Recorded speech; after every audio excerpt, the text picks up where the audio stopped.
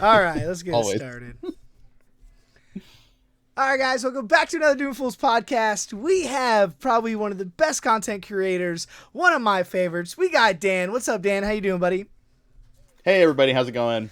Great, man. Great, man. The pod's going to be great, guys. Our levels are going to be here. We're just talking about how casual people like him can listen to hardcore metal with no emotion. So that's kind of the vibe we're at. Just, what's up on a time, and Dan's just over here. Do editing. I'm literally listening to it in my headphones right now in the background.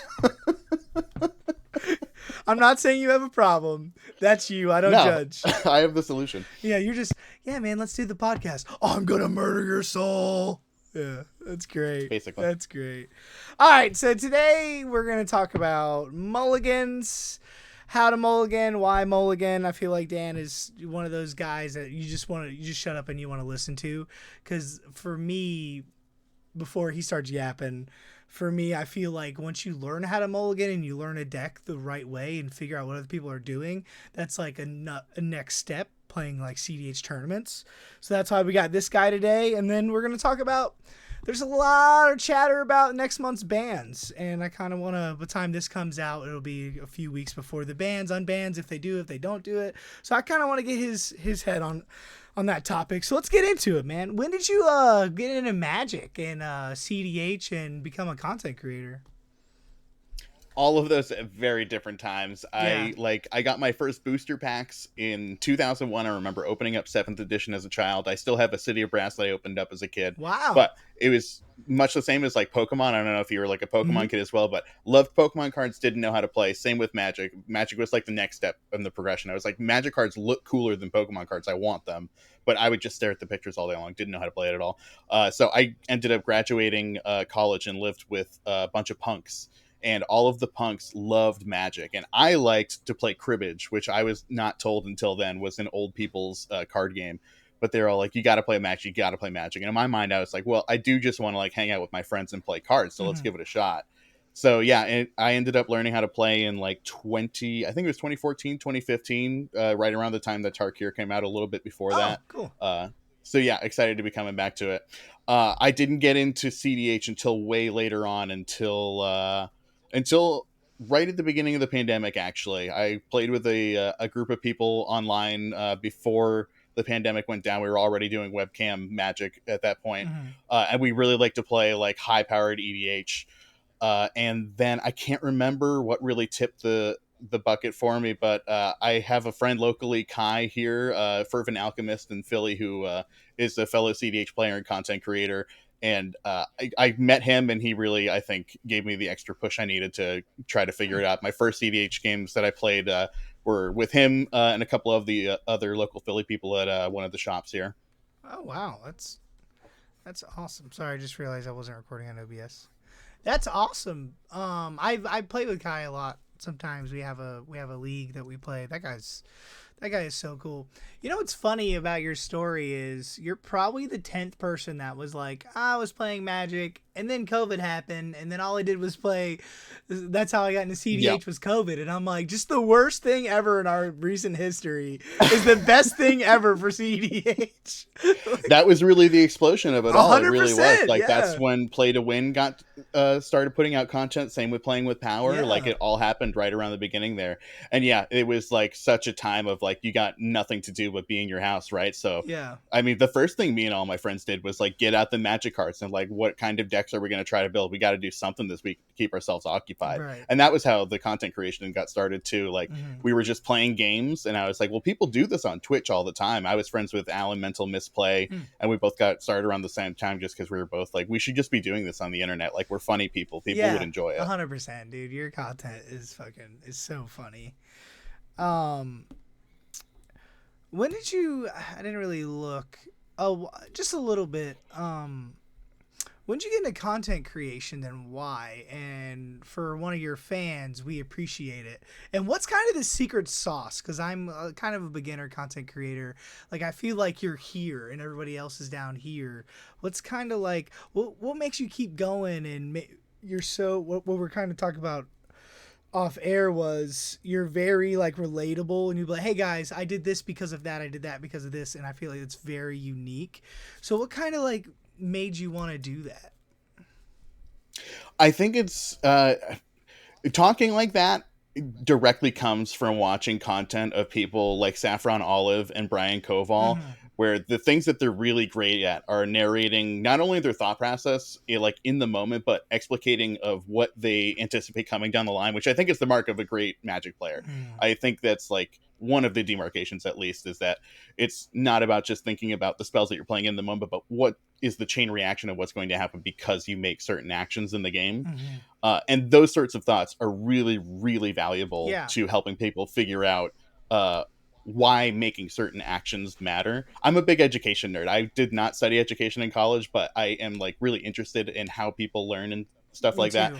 And one thing that I definitely notice is that so often people just give the reasoning for something without giving you the ingredients list of what makes that reasoning uh, the actual answer to an equation or something like that, if you understand Right. what I'm They just trying to give you say. the answer and you're like, no, I want to know how you got that answer. Like, why did you Yeah, the cast it way here I and learn not is, there? Yeah. yeah, that's the kind of way that I learn, at least, is by figuring out we're doing this because of this, and that's what makes this happen. Right. Yeah. I'm a sponge, dude. Like, you can beat me all you want, but like, what was your thought process? Why did you beat me? Why did I lose? Every single game. Some games I'll write it down. I kept a mulligan to 6, and how does this deck win? And da da da da da. And I definitely think transitioning into talking about mulligans, that's the best way for me to explain to a new player. You know how you just keep a mid hand no matter what?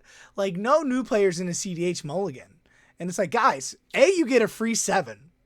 B, you get Yeah. a second 7, and then you get a 6. So you get 2 hands for free, and then you go down to 6, and you look at that 7th card, right? So that's so much more information. Like, you sit down, like in tournament, right? You sit down, you see who you're playing with, you know your turn order. Okay, before I even pull my play out, I know I'm going 3rd. Okay, cool. Sit down, everybody pulls out their stuff.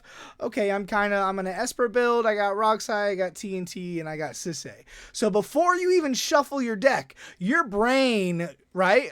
Your brain should be like, this is what I want, this is what I'm looking for, yada yada yada. So let's kind of go in the history of mulligans. Do you have kind of a background of that? And do you like the current mulligan rule? The current mulligan rule, I think, is completely nutso butso, pardon my language. 100%. It is like so absurdly powerful.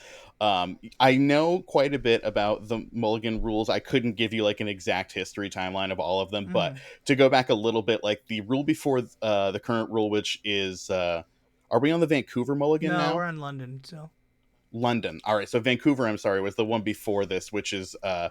you take your first 7, and if you don't like your 7, you shuffle it back, and then the next time you draw 6 instead of 7, and you Oh get to yeah. scry at the end of it. Ugh. Yes. So again, to talk about where you were referencing earlier in like how many cards you get to look I at got my in drink. mulligans, like the London mulligan, and especially the London mulligan with EDH's mulligan roll, where you get a free one. If you want to look at 14 cards before you decide to keep your hand of 6, like that is totally fine for some reason in comparison to, I think this is maybe a thing that, like, if you're an EDH player listening to this and you've never played any other types of Magic, I think not only does it give you a lot of insight into play patterns, cool cards that you might not know about, and all sorts of things like that, but it really gives you perspective on how good EDH players have it in terms of a lot of different interactions in Magic, in terms of like how lean your life total is, the mulligan rule, Right. being able to have 2 commanders or a commander at all, just having an extra card in your hand at all times. Right, because it's a casual format. Like, it was born an hour and a half from where I live, Sheldon Menery and them. The judges, they wanted to play a game at night because they were bored to last a long time. That is the birth of Commander. These guys want a game to last 3-4 hours so they can drink wine. And then, Yeah, and that's why they invented Ristic Study and Smothering and then, Tithe yeah, and and then, Pollywog. right, and then we're here. Oh no, we want to go as fast as we can. So I agree. For me, I like the mulligan rule, but I just played a 5K in Charlotte with 2 of my best friends. They're modern players. So at nighttime, I'm playing modern with them, and I'm like, ugh, like it felt like I was missing something. I was like, oh, I go to 6. Ew, I go to 5. I just felt like the commander, the draw for turn, the extra mulligan. I was missing 2, 3, 4 cards that I'm not used to because I'm a CDH player Yeah. through and through. So I agree with you. Playing CDH is like having an ice cream sundae, and playing like a constructed format is like Yeah. having a peanut butter sandwich with no jelly. Right. You don't know that though till you go on the other fence and you're just like, what? There's Not to say that constructed formats are bad. I love constructed But formats, you're but right though. they are EDH much more punishing. Right. EDH is like a mulligan. You shouldn't want a mulligan, right? Like it has to be Playing constructed, right yes. for me, right, for CDH, it has to be a busted hand for me to snap keep a 7.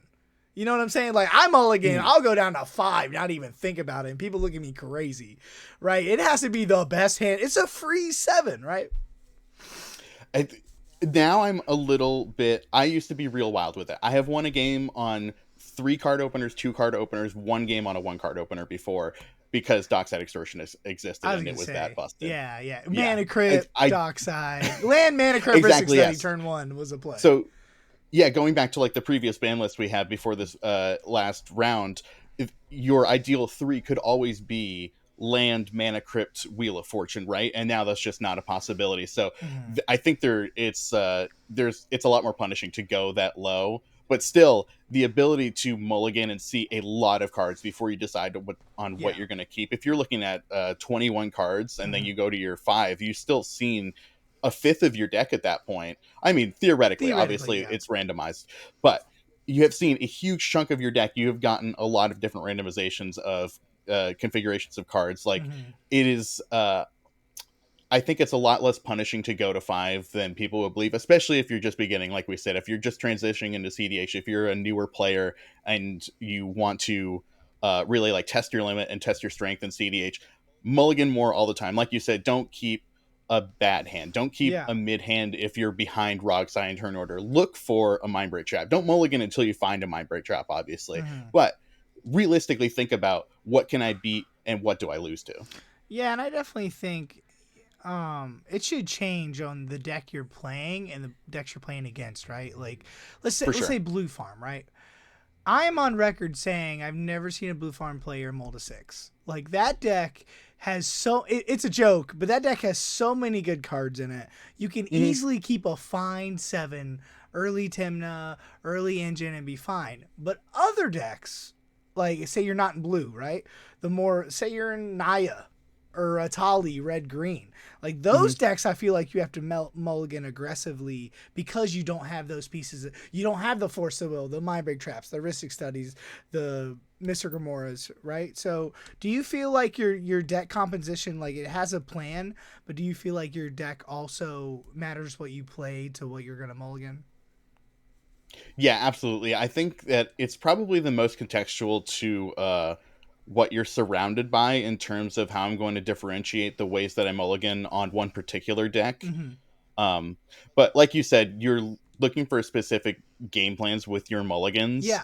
And I think the real difference is what different decks are looking for. So like Timnacron, for instance, all 4 colors, you've got all 4 of the really good 1 mana tutors in each color. There's just so many configurations of good cards. It's really easy to keep any old 7 that really does it. Atali, I really like for having a simple game plan. The only thing it wants to do is make mana, right? So as long as you have a configuration of hand that makes mana, if you can count to your 7, that's the best, obviously. Right. But if you can, like, mulligan down to a good 5 that makes 5 or 6 mana on turn 2, and then you can figure out the rest in time, that's good. Right. You just need a 2 There rituals. are much more punishing decks. Yeah. Right. Like Storm, for instance, is one I've been playing a lot recently. And that is a deck that really wants a couple of different things with its opening hand. It really wants to have an abundance of spells, obviously, to keep your storm count high. And it really wants to cast Storm early and consistently, which kind of pulls it in one too many directions, makes your mulligans a lot tougher, makes it a lot more punishing to mulligan aggressively in that scenario. So that's one thing I guess I would keep in mind, is like to try to think about the game plan of your deck and how simple is it, or how complex is it, and how much do I want to risk not having extra cards for my game plan. Yeah, I definitely agree. Like Storm in particular, right? I like that deck, and I think that deck is broken. But every time I played it, I felt like it didn't have that. Like your mulligans, right? It didn't have that like draw. So I'm like, okay, I did the storm thing. I did this. Okay, cool. I have one card in hand, and I'm just like, okay, Faith is Looting Storm 2, I guess, right? Like, that was kind of my issue. So, like, certain decks, and I think mulligans go through deck building, too, and you have to know your deck. Like, I know in Storm, like, what's a good hand? Early Storm, right? And a spell. It's hard to get that and a tutor and a card draw piece or an engine, right? So that's kind of the issues with decks like that. I call them meme decks, where they're doing one specific thing that's inherently broken. But like besides that, though, they're not. Storm isn't really mid-rangey like it is in Teamer. Yeah. Like a Rog Thras, right? I feel like a Rog Thras or a Thrasios Tevish or a Thrasios Timna, those decks are like, I don't really want to go mid-range, but fuck around and find out. Right, like I'll sit behind this Thrasios, and I feel like those decks are like, I don't know if you've ever done a mulligan with TNT, and it's just like, ooh, combo mana, sweet, or I have Ristic Study, Mystic Gamora, One Ring, one of those cards. Okay, Snapkeep, right? So I definitely think when it comes to new players, you can't just, I don't feel like mulliganing. I don't really know what that deck does. I'm just going to keep this. If you're doing that, I feel like that's the wrong decision, especially if it's your first 7, especially if you don't know what you're going against, right? So wouldn't you say on Saturdays, this Saturday, there's 5-6 people getting the CDH, and I have 10 CDH decks, so I'm trying to get them into it. So they're playing Agila for the first time, Plagon for the first time, Hashon for the first time, and they don't know what they're doing. They don't know what's in the deck. They don't know what I'm playing. They don't know what they're playing. So I tell them, hey, man, mulligan for the best cards in this format, right? You got Ristic Studies, you got Soul Rings, you got Mana Vaults, maybe you're commander centric, right? Like, what would your advice be to a newer player when you're trying to like help them mulligan and stuff? I think what you hit on right there is probably one of the best things that you can do, especially if you're like being handed a deck that you don't know. I mean, like, if you have the opportunity, study your deck, know what it's about, know what it does, know the ins and outs of it, get on Moxfield, get on the playtester, and just run playtest back and forth all day long when you're on your break at work, when you're sitting on the toilet, doing whatever you're doing. It's always helpful to be running playtests and figure out your deck harder than that you already do. But like you said, if you're just being handed a deck and you're new to something like that, I think, yeah, like just trying to find the most generic cards is always the most powerful thing. The first time I went against Plagon, I was playing against Freedom Waffle, amazing player. Turn 1, end of someone else's turn, going in his turn 2, he casts an Enlightened Tutor, and I've never seen anything in the deck, but I absolutely knew that he was obviously going to Enlightened Tutor for either Ristic Study or Mystic Remora, and that's exactly what happened. Azorius. So yeah, yeah, trying to just find good ramp is always I think one of the best things you can do. I think something I see really commonly, especially with newer players, is keeping a 7 that just plays a land and passes. Like, playing a land and passing on turn 1 is just not a really viable strategy. A little bit more so now that we're like in the mid-range hell era of CDH.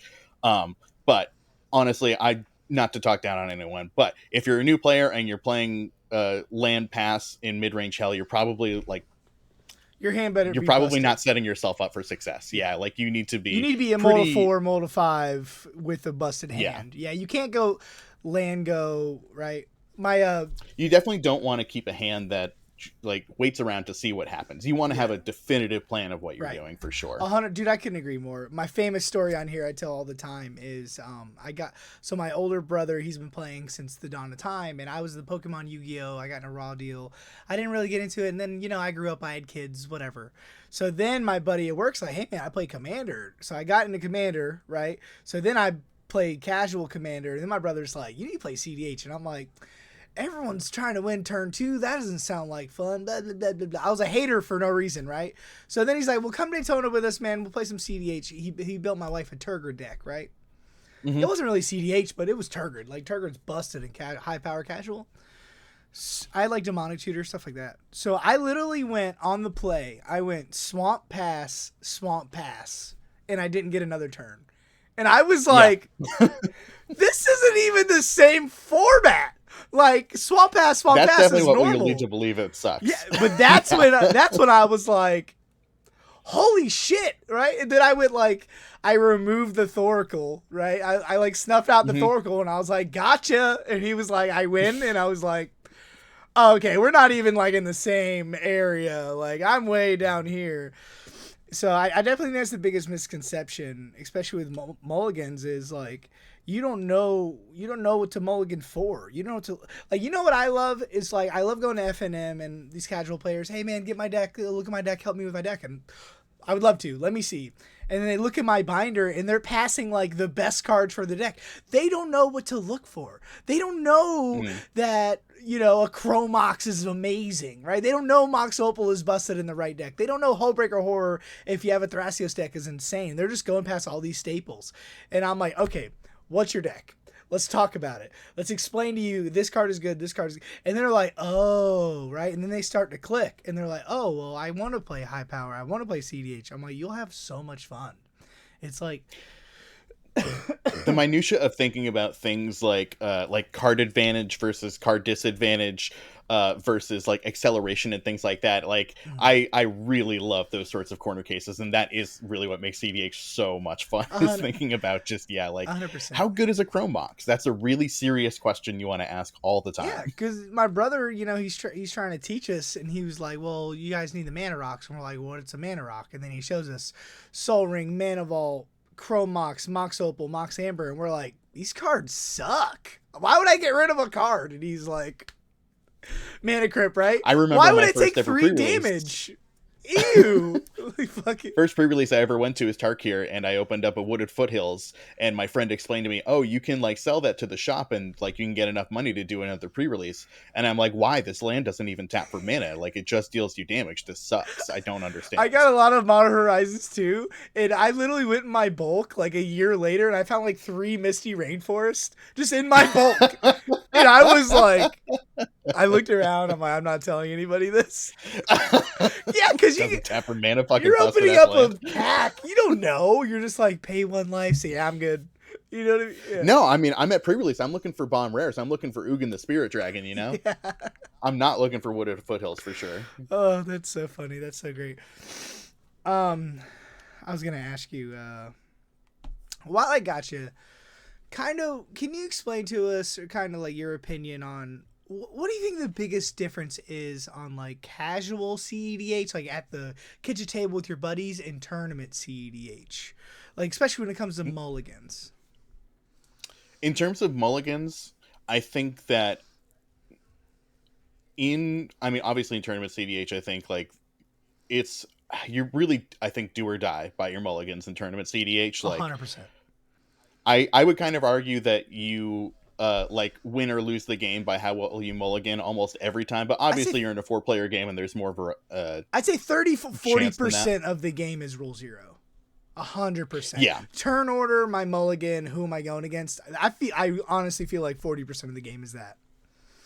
Yeah, I mean, truly, there is just a lot that's out of your hands, which honestly, that's what makes mulligans so important, because that's the one thing that you really do have a lot of agency over, and pretty much the only thing that you have like 100% agency over throughout the course of a game. Yep, because if someone goes, okay, I'll keep the second 7, it's fine, I'm going second. Someone goes turn 1 like Curse Totem or this crazy Stacks Beast, and you're like, yeah, I'm out. Turn 1 Dranith, I'm cooked. Yeah. Right? I mean, in a tournament setting, people like, you have to assume that your opponents have done their homework and they know what they're doing. So you have to assume that your opponents are pretty much going to come with the worst of the worst options they can possibly come with every single time. So like, that's what you have to really keep in mind. Yeah. When you're mulliganing, especially. Yeah, I did a 7K, I did a 1K, and I did a 5K all within a month. I'm gonna do a breakdown of it. The 7K and the 5K, I both lost my win and ends because I was like 3rd or 4th. I wasn't really feeling good about the deck. I was kind of like, and I was nervous. I had like a mid hand, and then someone slams like a turn 1 Dampening Spear, turn 1 Grafdigger's Gauge, turn 1 this, and I'm just like, fuck. Like I kind of feel, and you ever feel like you're crawling your way all the way? Both my win and ends were like that, and I was just like, damn. It's super rough. I think another big thing that comes up now more than ever, given the current meta, is this is a meta that really relies on your commanders pulling a lot of weight. Like seeing how like popular Roguerack Thrasios is right now, because like both of those commanders like are 0 and 2 mana, but they serve such incredibly huge functions for that deck. Like being the ritual outlet, being the deflecting SWAT outlet, versus having your win con in the command zone with Rasios on the other side of it. Like it really is hard to play the more memey decks in really Mm-hmm. cutthroat environments like tournament That's settings. what I was gonna say. Is when you have, because I'm the master of fringe. I got Fat Adele sleeved up. I got all the craziness, and it's all fun and games. And then do a tournament, and I just feel like there's like 10 to 15 like decent choices, and other than that, it's like, you know what I mean? Tournaments you got to take seriously, and like I am a person who loves to have fun in CDH, but I am very serious in that aspect of Mm-hmm. like I would very seriously think about like, is it worth spending my money and time bringing a bad deck to this tournament when like if I really believe in myself as being a good player, Right, I could play a good deck and I could get more wins just by playing a better deck. So like right. again, is it worth your investment to play a bad deck in a tournament setting? And for some people it is. Like Ian makes a living out of it because he's a really great player. You can give Yeah, him a hand but sandwich and that's he can that's win Ian. with that. Yeah, Yeah, but the same thing. Like some people don't give. Can I swear? yeah, yeah, yeah, Some people just don't give a fuck. Some yeah. people are just want to go to tournaments and play their favorite decks, and that's totally cool. Right, that's But cool. again, if you're trying to max out your win percentage, it's definitely something to heavily consider when you're And going into it. yeah, and here's the kicker. I want to ask you. I had a debate with this last night. Right? Do you know? Do you like kind of follow the meta a little bit? I'm sure Yeah. you do. So Kenan, Freedom Waffle. He's a good friend. He's been on the pod before. He's kicking ass with this new Kenan brew. Right? He took down the Hmm. Royal Rumble on the East Coast, and he just took down the or not the West Coast. He just won another. I think the one in Texas. And the new Kenan, it's Flash, and it's all about copying enchantments and Rhystic studies. And I was talking to somebody, I'm like, okay, is that archetype of Kenan? Is that the new best archetype of Kenan, or is that because Freedom Waffle's probably a top 5 CDH player? So they're like, I don't know, because I've Yeah. tried it and I didn't like it. I like original Kenan. And that's kind of where we're at, is like, you can't just see Ian kick ass with Plagon. And Hmm. then you're like, ooh, Plagon. And then it's like, oh, this deck is hard to play. But new Yes. players love my Plagon deck. They're not winning, but they love it because it's fun. I want to draw. You want to draw cards? You like Ornithopter? You want to draw cards? He's like, fuck yes. Yeah, I Right? was gonna say there is something inherently fun about casting Shield Sphere. Oh yeah, oh yeah. My deck, I have all these bad cards, and I'm like, dude, I play Reliquary Tower in my Plagon deck, and they're like, sign me up. You want the most casual CDH list? Come here. It's hard to win, right?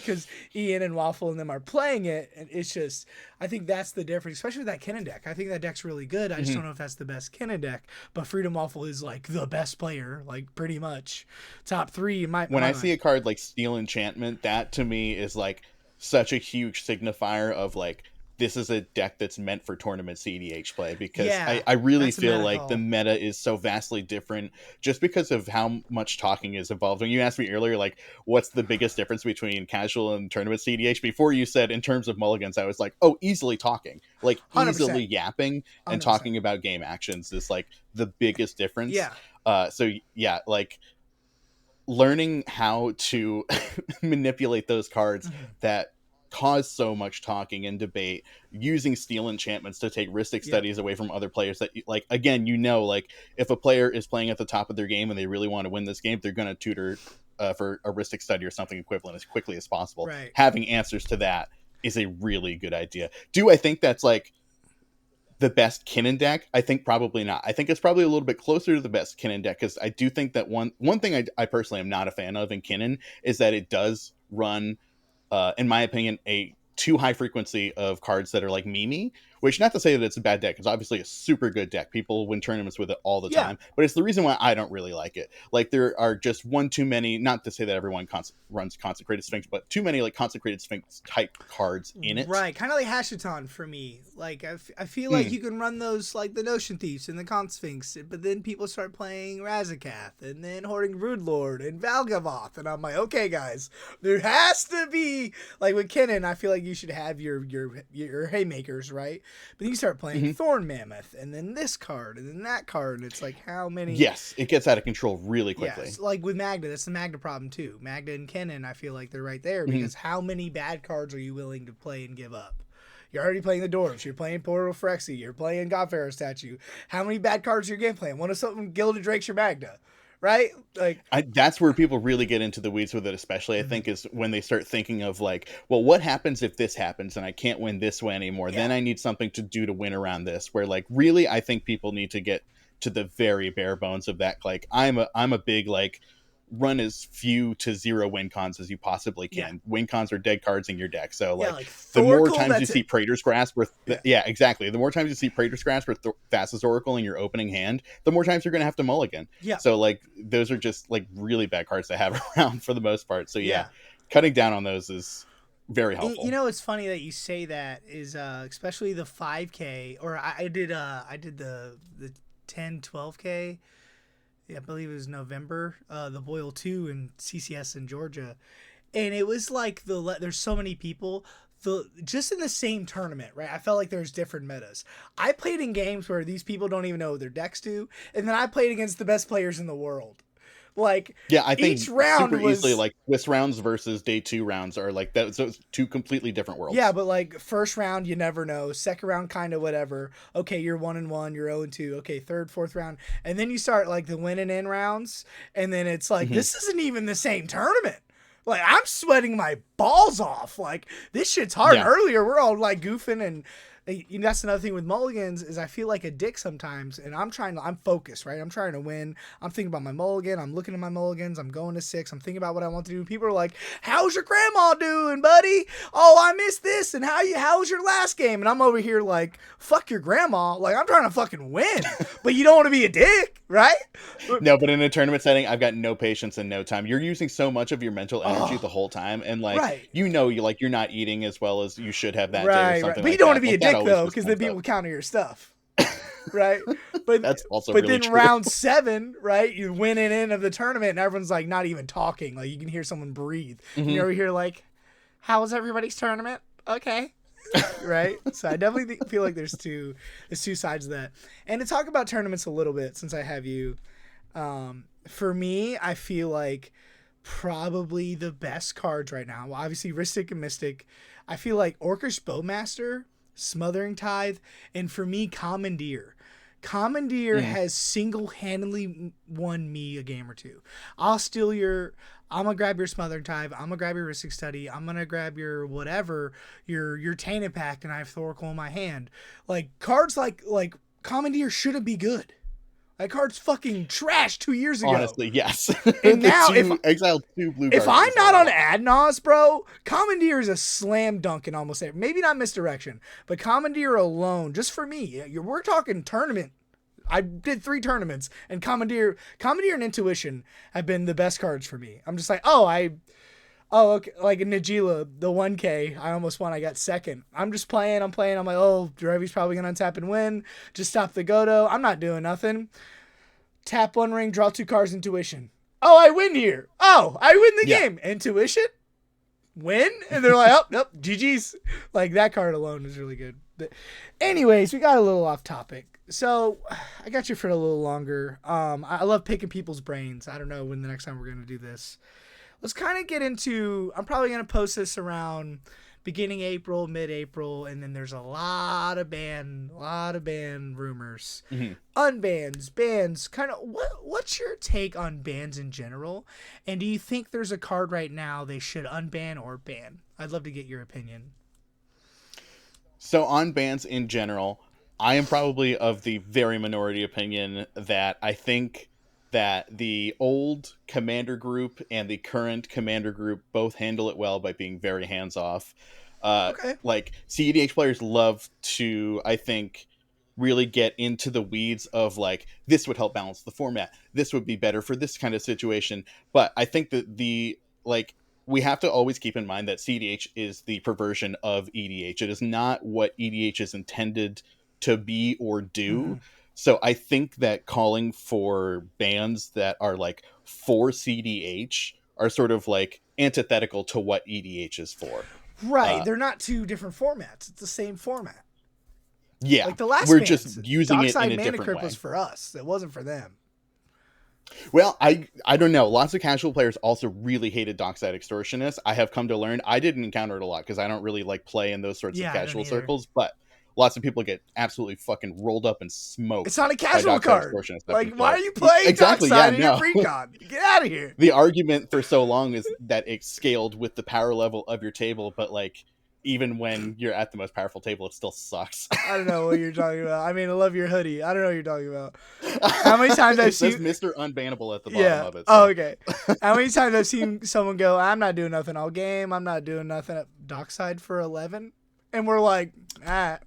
that's what... The only tournament that I've ever won was the Cedh Brazil All Stars tournament in 2021, I think. It was a team tournament where I lost all of my league matches, but my team carried me, and it was our like 4 pod as the top 4. Oh. And I just kept a land that was 2 lands, Dockside Extortionist, and Purity of the Abyss. And on turn 2, I cast all of those spells, and everyone said pass, and then I won the game. Like, that is unreasonable. That is unskilled, I'll unsportsmanlike take behavior. my money. Thank you very much. No, all I want was a playmat and people's respect, maybe. I don't know. Did you, though? I don't Turn think to so. Dockside. Not my podmates for sure. They were pissed. This trash ass dude, all league, fucking doesn't win. That's so funny. But in terms of bans, like I think the thing to keep in mind is that EDH is a format that governs, obviously estimating here, but tens of millions of people around the world and how they play. So it's a really hard thing to say, like, especially with the frequency that people like call for bans. You know, like people call for a new card to be banned from every single set. People already are talking about the new Ugin and wanting that banned in EDH for God knows what reason. Who can even cast a 7-mana spell? You have Fierce Guardianship. Zuladoc? Doesn't matter. We're worried about Zuladoc. Yeah, okay. Okay. All right, cool. But yeah, like trying to govern a format that quickly that governs that many people is just impossible. You can't get that kind of information out to like the average player at an LGS, and that's another thing to consider. If you're a person who listens to this podcast right now, you're already not the average Magic player. The average Magic player is so much less invested in the game than we are. They're not on the internet. They're not looking at Twitter and that kind of stuff. They are probably vaguely aware that the rules committee exists at all. You're so right. How many times I've talked to a casual player and I send them an EDH rec link and they're like, what is this? I'm like, have you played Commander? You know what EDH rec is? What? Well, exactly, right? Because like honestly, like it's that sort of joke of like you meet someone and they're like, oh, you play Magic? And you're like, yeah, absolutely. What kind of format do you play? And they're like, oh, I play like a green deck and I have a white deck. And you're like, oh, okay, like we're on 2 different planes of existence. Yeah. But their plane of existence is the average Magic player. That's what it's like. Right. So yeah. Right. Again, in terms of bans for EDH, I think it's best to take a really hands-off approach to it. I like that there are so few things on it. It's the most wide open format of any of the formats in Magic, which is super awesome. In terms of what I hope comes off of the ban list or goes onto it, I would love to get rid of Orcish Bowmasters. It's kind of a thing where like I don't really believe that's enough of a problem for the average Magic player to really matter, but it would make my life, especially as a video editor, a lot better. Yeah. I think I kind of agree with the people who say that Ristic Studies should be banned. And again, I try to keep that mentality of like, is this good for all of the millions of Magic players? And I think that one borders on yes, because it is a genuinely just, if you think about it at its base level, nothing else, not about being fun or about it being effective or anything like that. It slows down a game. It just, you constantly have to ask a question. Yeah. Or someone's going back over their turn and be like, oh, I wasn't paying attention because I was looking at my phone. How many spells did you cast? Did you pay for them? And like, that feels like someone robbing you in the middle of the fucking night. Yeah. Yeah. No, I mean, those kinds of cards I think are like particularly egregious. I think maybe Smothering Tithe is like, it's like maybe on a sort of different level, but I like it's similarly egregious in just that it like adds so much unnecessary time to a game. Yeah. I feel like the problem with Ristic Study, this is just my opinion. I feel like there's 3 formats. You have casual, high power casual, you have CDH, casual CDH, and then you have tournament CDH. Right? I feel like a card to get banned, you'd have to hit all 3. right? Hmm. Playing in all these tournaments, there's two cards that are problems: Orcish Bowmaster and Rhystic Study. Orcish Bowmaster Yeah. because it takes out archetypes. Is Orcish Bowmaster casual CDH, tournament CDH, and casual, right? I don't think casual players care. It's not that big a deal. They're whatever, that card's They don't annoying. really draw enough It's not cards, I that, would think. it's Yeah. not that big a deal. Rhystic Study, I feel like that is the only card that hits all three levels. Every type Yeah. of commander player. Casual players can't stand it. High power casual players are like, this isn't a casual card. Why are we playing this Mhm. card? Casual CDH players are like, I'm just trying to play with my friends. Like, this sucks. Like, I don't want to just Rhystic Study. I don't care. I'm not paying my tax. I don't care. And then tournament CDH. There's the problem with Rhystic Study and the other tax effects is there's no downfall. Yeah. Mr. Gamora is you have to pay for it. Esper Sentinel is 1 per turn. Smothering Tide is 4 mana, right? That card's busted, but with Rhystic Study, I feel like drawing is a lot more powerful than making mana, right? If Bergie said, Definitely. whenever you cast an non-creature spell, draw a card, it'd be the best card ever printed, right? Yeah, I mean that's the eternal struggle in Magic, right? Is you need resources and you need mana, but drawing cards obviously just solves both of those problems. But again, I agree with you. I feel like either you're going to be active and you are going to ban unban stuff like you do the other ones, or you leave it alone. But I do feel like all three Rhystic Study is a problem, especially since we got a lot slower, right? There is no Rhystic, there is no Dockside, there's no Mana Crypt or Dockside, right? So I feel like now the Rhystic decks, are just taking over. TNT and Blue Farm and Kinnan are literally the best decks by far again. And they were pre-banned, right? But I agree with you. I'm not going to go to Gavin Verhey and be like, ban Rhystic Study. Like, no, I'm going to let you guys do your things. But if there were a card, I feel like if everybody could vote, it's definitely Rhystic Study for me. I think so too, because I mean, if you look at those other cards, like there are plenty of game plans that can win the game without drawing extra cards. There are plenty of game plans that can win like through those other types of stacks effects, but you need to cast spells to even play Magic. Right. And not even that, like, it takes away like you said, it adds time on the game. It makes it less fun, right? And like I think it blows stacks out. I feel like playing a tournament. I'm only saying this because I've just played in 3 tournaments in a month. Going to a tournament and you're not on blue, you need like the best reason. Like, why aren't you? It's just that much better of a color than everything. Your commander better be like Godo. Godo almost won this mini 1K I was at. Godo doesn't care. Like, you remove Godo or you lose, right? And that's their game plan. Yeah. Okay, I'll give you that. Okay, Magda, cool. Magda's busted. Okay, what else do we got? Right? Because Rhystic Study just pulls you out of a game and you don't have to do anything. You 3 mana, you cast it, nobody removes it. Okay, you're going to counter Rhystic Study, and now someone's putting a game-winning spell, so it always feels bad. It never feels good, right?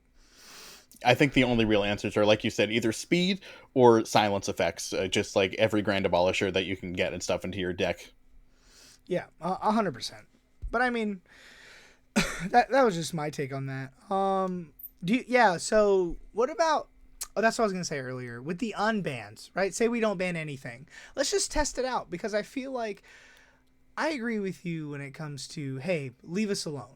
But I don't think they're going to do that. That last banning, that shit was crazy. I think that a lot of people were like, hey, we're going to kind of treat this like Modern. We're going to try to do it frequently, April, October, September, whatever. So we're going to do that, right? So I feel like they should look at the unbans first. I don't think you unban anything you just banned. I think you let that... Definitely not. Everyone's talking about Jewel Lotus. Oh, they're going to unban Mana Crypt or something. No, You're out of your mind. Mana Crypt, Dockside, or Nadu are gone. They're talking about Jewel Lotus is like the main one. That's what I'm hearing. But I feel like you got to let that simmer. So there's 2 sides, right, Dan? So you have the leave it alone, but you have the, hey, man, y'all banned this 15 years ago. Okay, prime time. Yeah. I feel like you have to look at every card. Is prime time going to be busted? I don't know in this 2025. It'd be busted 5 years ago. It's probably going to be busted, but I don't know. Fast Spawn. We can all agree that card's already busted, right? But then you have Coalition Victory. So I definitely feel like if we're going to go this route of, hey, we are going to try to keep it normal like a Modern ban, let's take things off the ban list and go from there before we start ban Rhystic Study, ban Orcish, ban this card because my mother doesn't like it and it smells weird and my guy at my LGS said I don't like it, right? So I definitely agree with you. So is there any cards you would unban? Because me personally, there's 3 or 4 that I would, just because I don't think they're good enough. Yeah.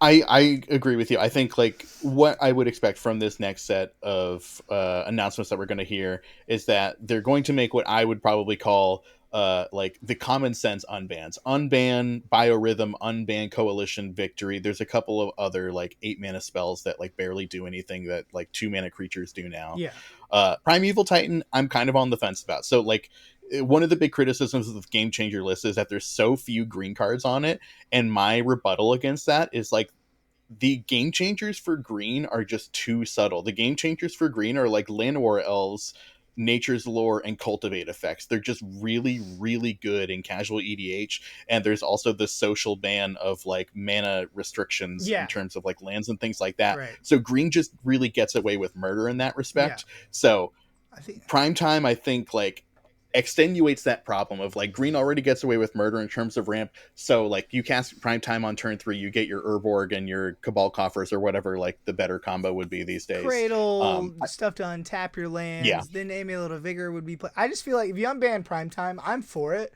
But Thrasios and Kinnan decks are just the best thing to do. Thrasios. I hadn't considered that, but they probably would Kinnan, play that card. Thrasios, Rog, Kinnan. I'll get my Treasure Vault. My guy is Cradle.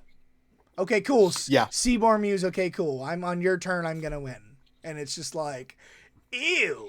Right, but it's for arguments, right? It is. I know that's one I think is one of the more borderline of all of them. Of like, it's really easy to make an argument in either way for that card. But yeah, I think we easily get rid of like just the archaic like you win the game cards that are on there and things like that. I really wouldn't expect anything to go on the ban list. One thing that people need to consider is how much hate this group of people has gotten already. They don't want to come off like the bad guys, especially in this first announcement for sure. Right, that's why I think they're gonna go crazy. The other thing is the 3 levels I was talking about earlier. The Biorhythm, the Coalition Victory, they don't like that in casual. They don't like 8 mana spell, I win the game. They don't like fast as It's boring. Yeah, it's just not so fun. I don't think they're going to take that off. But if you do, a lot of people are talking about in the future, CDH might be its own format. Well, if that were to happen, that's a whole different can of worms, right? Yeah, that curating a ban list for CDH specifically would obviously look extremely different, and then all of those like Coalition arguments Victory about sucks. what balances for things. casual. It would still be good. People would play it. We're not touching it. But like Fast Spawn and CDH, sign me up. Green Bola Citadel decks. What? I like Fast Spawn a lot. Now Landfall is good now. Like, but casual, you cannot play a Fast Spawn in casual. We have 40 life. No, it's so gross. You see what I'm saying? But if exactly, you know, so well, I did hear a while back the dream scenario. I don't know if it's for me, but the dream CDH scenario is we're on the CDH is a format and we're on the Pro Tour. Like, that would be crazy. I could see that in, like, maybe 20 years, but I don't see that anytime soon. I think, given who is, like, the heads of CDH right now, it's probably not given to happen in, like, the next 5 or so years, but I could see a world in which that is a possibility. Yeah. I think, similar to you, I don't really think that that's a world for me. I do like the way that CDH is constructed currently, in that it is EDH, and that it is, like, us just trying to push the limits of this format, because I think inevitably once you get into the state of like CDH as its own format, CDH has to have different rules. You can't have 40 life, you can't have a free mulligan. Like, I think fundamentally we have to change a lot of things that make CDH so incredibly broken, which like I don't want to do. I want to play incredibly broken Magic. Correct. And like we were talking about in the beginning of the pod, COVID was 5 years ago. Look where we've come. We were barely anything 5 years ago, and now we were nothing. We were like maybe 8,000 people, maybe and now we're online. Like, SCG, and now events. look, not even that. Every weekend there's 3-4 tournaments on EDH Top 16. We're talking 60 to 130 person tournaments. That's insane. So 5 years from now, are there going to be 50Ks, 100Ks? Is there going to... So once... Hey, the other thing about the Pro Tour thing, Commander is the most popular format by far. You know what that means to Wizards? Cha-ching.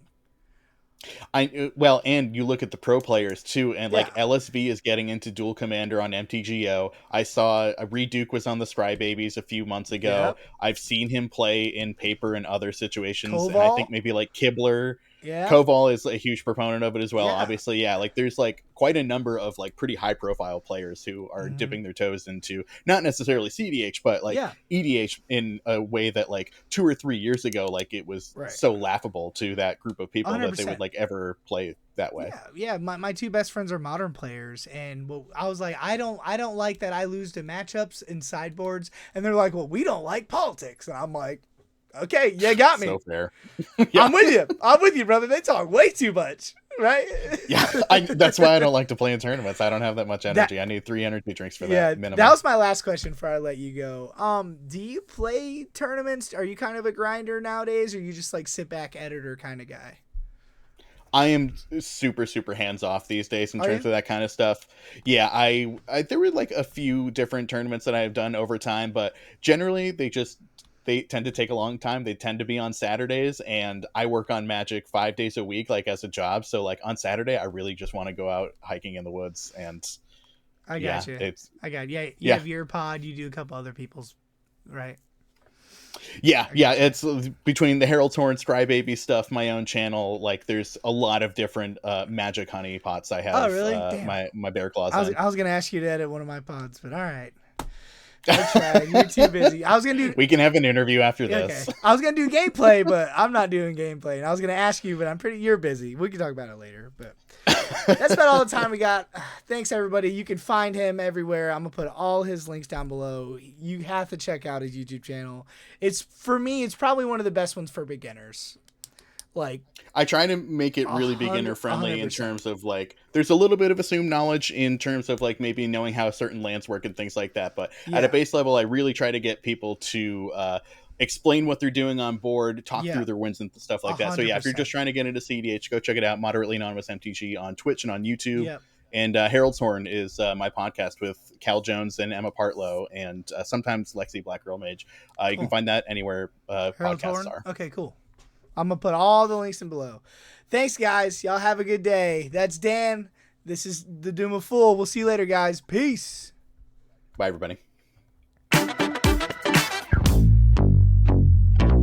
Woke up this morning, now watch me step. The week was murder, I'm gonna get rid of the stress. I'm feeling lighter,